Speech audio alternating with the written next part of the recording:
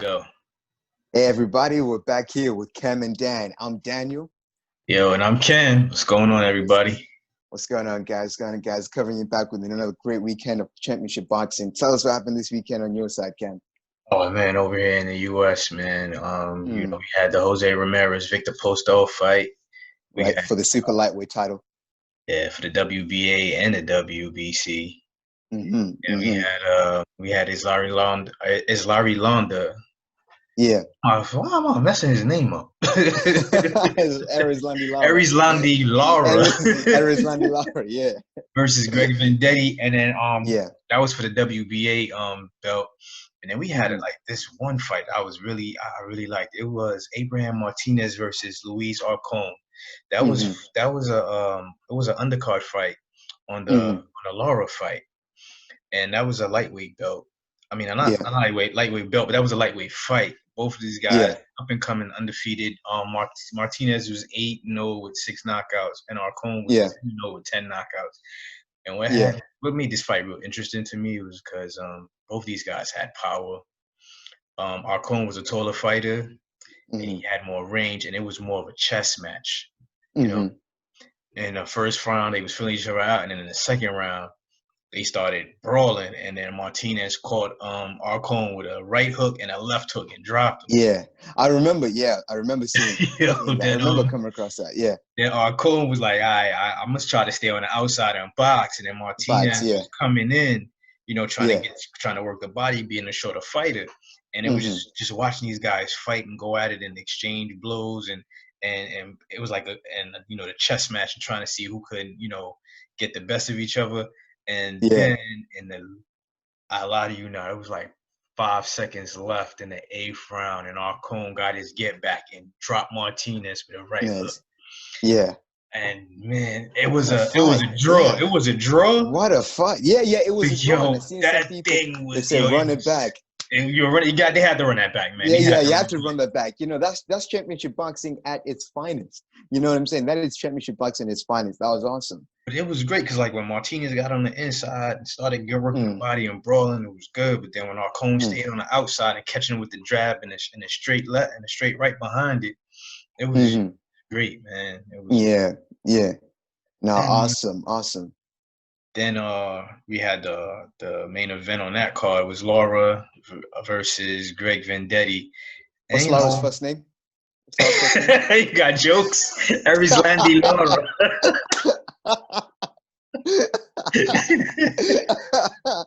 Yeah. Okay, I hear that. I remember that. But that was another Laura performance, and Mm-hmm. I liked Laura being Laura. Mm. yeah, Laura being Laura, man, just standing Mm-hmm. there, boxing, controlling, great defense. Greg Mm-hmm. Vendetti, he being a shorter fighter, like he did the best that he could with Laura. Mm-hmm. He had his Yeah.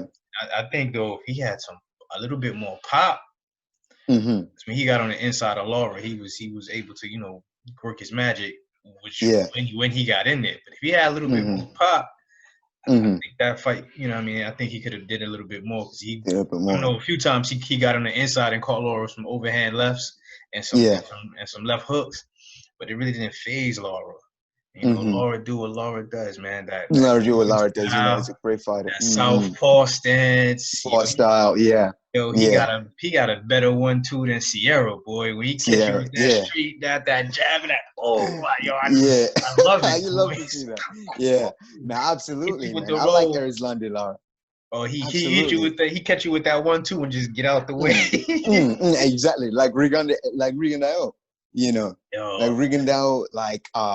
I would say a little bit like Luis Ortiz with the 1-2, but not as fast on his feet. But now Aries Landy Lara is great, and that's great competition. Greg Vendetti provides great competition, but in the legacy, in the front view, Aries Landy Lara has been at this for a very long time. He's going back to fighting Canelo Alvarez. It's great to see. What do you think you could be doing in the future?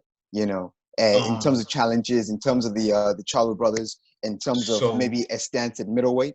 What do you think you could do? Nah, I don't see him at middleweight, man. I Okay, like him. He at could super make welterweight. middleweight, but I like him at super welterweight. He Got was you. talking that he want that Canelo rematch again. Hmm. That would be a big payday if he was able to get that fight, but he would probably have to Hmm. go up to 160. So if Hmm. he, to go up to 160 to fight Canelo, I would love to see that rematch again. Hmm. Me, Yeah, that would be very me interesting. personally, I think Laura won that fight. Maybe I'm being Hmm. biased. I've watched Okay. that fight a few times just to, Hmm. to make sure, but I really think he won the fight. Then Yeah, he yeah. also talked about he wanted the winner between Jason Rosario and Charlo. And Charlo, yeah. It could be interesting. It could be interesting. I hope that fight happens. I hope that fight happens, you know? Oh, Because he hasn't faced Charlo yet, has he? no, I remember there was this big double header in Brooklyn. I think you might have went to it. No, triple header was in a triple Brooklyn. header. It was a triple header. It was Lubin Charlo. It was uh it was Gashel Lara, and And it then it was was Trout and Hurd. and Troughton Hurd. Got you, got you. Yeah, Not, yeah, Troughton Hurd. Oh yeah, Trout you're right, Hurd. because the other Charlo was in the crowd, Yeah, he was and in the I think crowd. didn't Lubin team throw a chair at him or something like that? Yeah, it got a little ugly Yeah, in the it crowd, got, man. It yeah, did, yeah. it did. But yeah, No, but yeah, yeah, no, he said he would want the winner of Charlo Rosario, which yeah. that fight when that happens, we gotta Mm-hmm. talk about that later on down the road. Mm-hmm. Give our predictions and everything. But Mm-hmm. Mm-hmm. that fight happens. Yeah. Yeah. No, absolutely. Absolutely. And Fireworks. fireworks. I'm looking forward, especially because Rosario is very undeveloped gem. You know what I'm saying? And Is I it think when he I think beat we even pronouncing his name. I think it's Jay Sanyo or something like. I think we pronouncing it Desanya, right. Yeah. when he beat Julian the Rock, that was a surprise victory. You know what I'm saying? That was a surprise victory to Well, some, but that it's going to be a great fight to see. there was one person that had Rosario winning that fight. Shout out to my Mm. boy Xavier Porter, Brooklyn Fights. Yeah, He did an yeah. interview with him right before the fight. Hmm. And after the interview, he was like, yo, this guy is gonna beat J Rock Williams, gonna knock him out. Hmm. And so Hmm. said, so that was a They great said so interview. done. Yeah, That was a yeah. great interview that Xavier did. Hmm. And Rosario said like that was the first time he actually trained, a full training camp for a fight because most of his fights Hmm. he was just taking it on 2 weeks notice, 3 weeks notice. Yeah, He was in yeah, shape, yeah. making he was Well, that's already good though. making weight, A lot of but he opportunities wasn't come really that way. he wasn't really training. And now he Hmm. was able to get that 12 weeks training in Hmm. and became world It champ. made all the difference. Yeah, absolutely. It became the world champion, the world super welterweight champion. And speaking of unified champion, let's kicking it into Jose Ramirez, the WBO WBC World Super Lightweight Champion, against former WBC Super Lightweight Champion Victor Postol. Tell us about that game. I really wasn't impressed with Jose Ramirez's performance, even though he won. Okay. Okay. Victor Postal was jabbing him all night. Mm-hmm. If Victor Postal had anything coming behind that jab, Mm-hmm. it probably would have. That fight probably could have went the other way. But Got you. Jose Got you. Ramirez was applying the pressure. Yeah. But he was, paying the price, trying to apply the Mm-hmm. pressure, getting caught with those jabs. Mm-hmm. Mm-hmm. He applied the pressure. Did what he had to do. But Victor Postal didn't look. I mean, he's 36 years old. He had a couple injuries. Yeah. It's And not the same. he just didn't look the same. But Yeah. that jab was slinging all night. Mm-hmm. He was hitting him with Mm-hmm. that jab all night, but he wasn't Yeah. coming behind anything with the jab. With And anything he else. Yeah, absolutely. Yeah, yeah. came back, Which is interesting. Eastern he, Europeans. yeah, Yeah, Eastern Europeans have a great jab. Someone who's got a great jab is Sergey Kovalev. You know what I'm saying? And when you just said about Victor Postol's jab, it just reminded me a lot of Eastern European fighters have a great, great jab. It will hit you. It will hit you. You know what I'm saying? It's one of those where it's so hard to avoid because the way it's thrown and with everything that's going into it, they've got great jabs. I think the funny thing about that fight though is like the more he hit Jose Ramirez with the jab, the more Jose Yeah. Ramirez got mad because Got it was vexed. just like Yeah. it was like Yeah.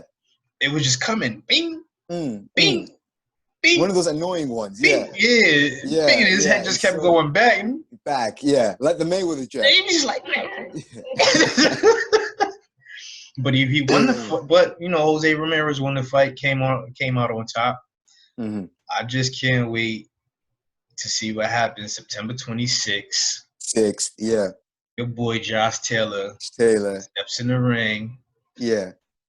Hopefully he wins that fight so we can get the unification, the undisputed match, and Jose Ramirez. I think what's so great about that fight is that they're both promoted by the old man, so it's going to be not going to be fight to make. It's an absolutely. All they said is that Josh Taylor just needs to go in and take care of his business. Mm-hmm. And then hopefully by the end of this year or early next year, we'll get that unification fight. That fight, yeah, absolutely. Now you're absolutely right. And with Josh Taylor, I like Josh Taylor so much. The first time I seen Josh Taylor fight was the O'Hara Davis fight, and obviously being a O'Hara Davis fan at that time, and I still like O'Hara Davis now. But at that time, I wanted O'Hara Davis to win. I kind of became, I didn't despise him, but I was sour on Josh Taylor. But Josh Taylor, especially being British, he's Scottish. I like him. You know what I'm saying? And I want nothing but the best for him going forward. Now as a super lightweight, I think he's a great guy first. He's a great humble guy, and he's a great fighter second. And he's one of those fighters. One of the same reasons that I like Josh Warrington. He's not intimidated by anyone. He's not gonna, win, lose, or draw. He's gonna give it his best, and we've seen that against Regis Prograis. And so respect to Josh. I would want Josh Taylor to win that fight. Do I think Josh Taylor can win that fight? Absolutely. Yes. The southpaw stands, and if he's getting caught by that jab by Victor Postal, Josh Taylor's younger and way faster than Victor Postal, and in the southpaw stand, imagine how fast that jab is going to come out.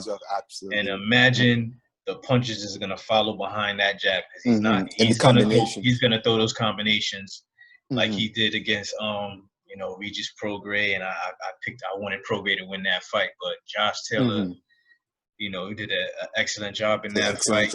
Yeah. Except for towards the end of that fight, I want to know if his eye's still talking, but we're gonna leave that alone.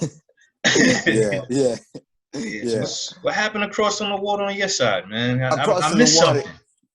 Well, basically, what you have right now is his career has started so quickly right now. Frank Warren, he put together a great show, another studio show emanating from BT Studios, and it was headlined by those two heavyweights on that card, a young guy coming up called David Ayelewe, and the upstart prince, Dynamite Daniel Dubois, dangerous.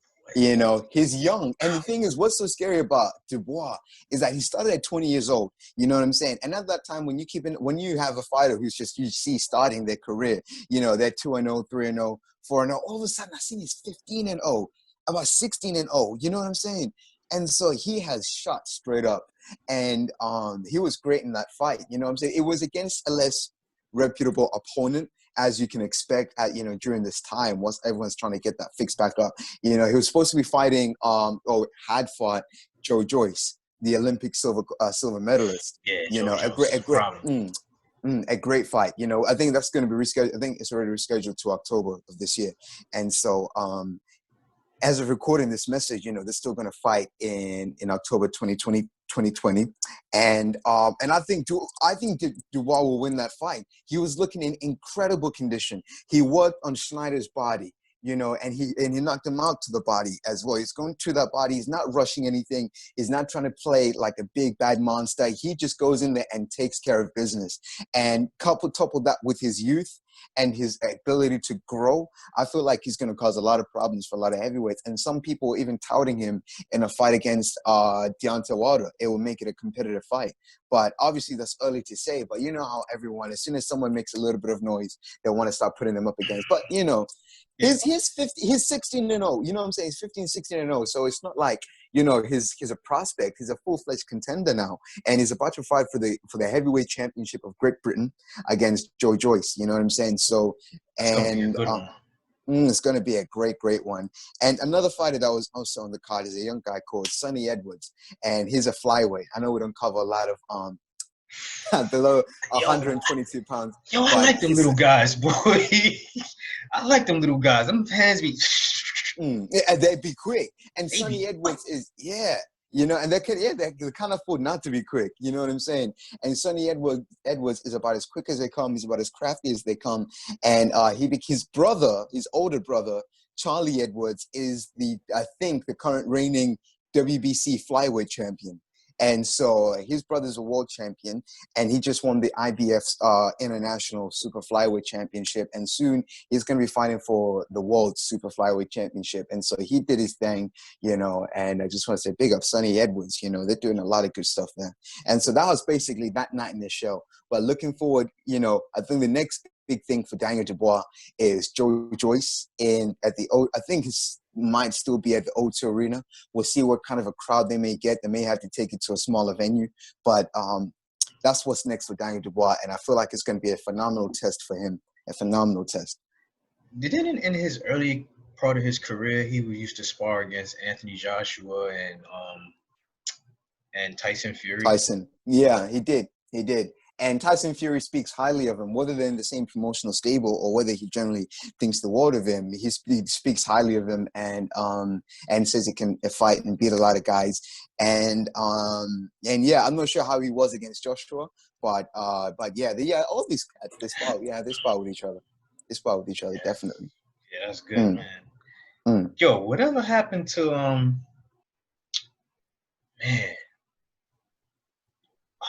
His first name is Anthony, I believe. He fought Kovalev. Yeah. What happened to Anthony Yard? He's fighting this week. Now, Anthony Yard, he's doing his thing. He's getting that rebound, that bounce back. And after the fight with Kovalev, was that this year, right? I think it was this year. It's been 90. I think it was end of last year. It had to be last year because after he fought Kovalev. After Kovalev fought him, Kovalev fought Canelo. Canelo, yeah, absolutely. Yeah, it was right. It was July. It was July of last year. And they had a small fight in Spain. But now we're just kind of looking for him. Is just having just a revamp him back into the title contention scene. So he's fighting this weekend against a British contender prospect called Dex Spellman. And yeah. What time is that fight? This fight is happening this Saturday, so it's probably going to be our time again. It's going to be our 8-9, your 3-4. All right, bet. I'm gonna try to see if I can catch that fight. Yeah, BT Sport. Is it on BT? Yeah, it's going to be on BT Sport. Yeah, and yeah. And so with that, so that's happening. You know what I'm saying? And so there's other great fights as well going on that time on that card. But Anthony Yard, I like Anthony Yard. I spoke to his trainer, Tunde Ajayi, the genius. He's a great trainer, and I love the relationship they have. I feel like the biggest thing for Anthony Yard in that fight was his stamina and his conditioning. Once he patents that, he's gonna be a great fighter. You know what I'm saying? A great world level fighter. But the thing is, right now we have such a division in the light heavyweight division that is ultra competitive. Arthur Beterbiev, Dimitri Bivol, Jean Pascal, Marcus Brown. I would like to, a fight that I would like to see against Yard, whether it can be made next year, is him versus Marcus Brown. Joshua Buatsi, a British fight, a domestic fight in London. A domestic fight? Yeah. A domestic fight in London, or maybe even him against Shaki Peters, the British lightweight champion, light heavyweight champion, forgive me. So there's a lot of great things cooking. There's a lot of great things cooking in the British light heavyweight scene, and yeah. Yeah, that's good, man. I hope he do make a comeback because I was thinking really highly about him, and you're right about his conditioning because Kovalev dropped him with a weak jab. Yeah. And it wasn't his fact that he couldn't get up. It's like tired. He was just tired. Yeah, he was tired. So H just sent me something. Who? H just sent me something. Oh, I hope he get his conditioning down pat, man. But absolutely. You got anything else you want to mention? I just want to say first, even though it's towards the end of the broadcast, I just want to say rest in power to the Chadwick Boseman, man. It was just so insane what happened this past weekend. May he rest in peace. It was a great performer, great entertainer, great actor, but above that, he was just a great artist and a person. And what he meant for so many people, not just Black children across the world, but what he meant for so many people. God rest his soul, man. And rest in peace to Chadwick Boseman. Yeah, I also want to add in rest in peace to Cliff Robinson. John Thompson passed away today. John Thompson today, yeah. Famous Georgetown coach. Lute Olson. It's like we just losing them back to back. Losing a lot, absolutely. You know, but it's just one of those days, one of those years, sorry, like 2013, 16, 2020, and yeah. Yeah, but yo. Thank you. Thanks for joining us, everyone. We'll be back very, very soon. Another great broadcast. And our next broadcast, we're going to be talking about some of the great fights that are going to be happening in the month of September, including the Josh Taylor fight for his version, the WBA and the IBF Super Lightweight Championship. We're going to be talking about the Charlos brothers returning, Errol the Truth Spence Jr. versus Danny Swift Garcia for the Welterweight Championship. A lot of great fights happening in the month of September, October, as well as explaining how the championship belt system works from the WBA to the IBF. It's going to be happening. Thank you so much, guys, for joining us. Shout out to the IBF. Shout out Xavier to Daryl Peoples. Shout out to my UK fans. Got to go, man. You got to go. Man. Holla. Peace.